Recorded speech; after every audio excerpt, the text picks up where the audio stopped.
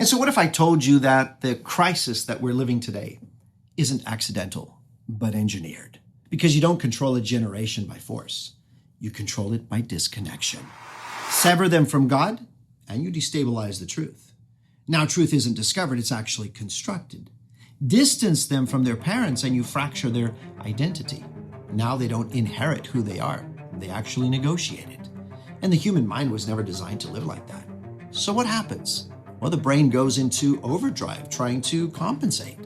It starts outsourcing identity to algorithms, to trends, to public opinion. Dopamine all of a sudden replaces direction. Validation replaces value, and attention, well, attention replaces attachment.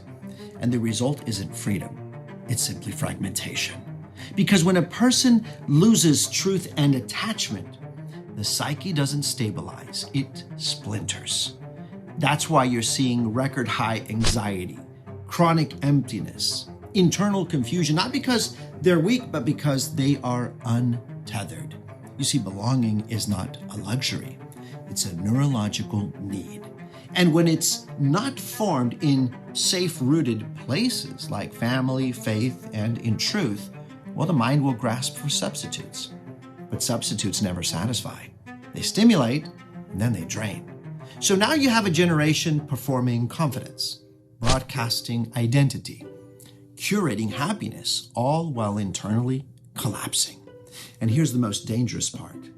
They've been trained to distrust the very anchors that would have stabilized them, and to trust the very systems that profit from their confusion. And that's not empowerment, that's dependency.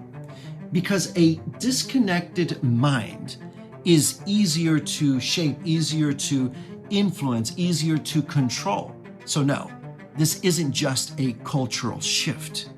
It's a psychological unraveling. And a generation that loses its roots will spend its life chasing identity and never finding it.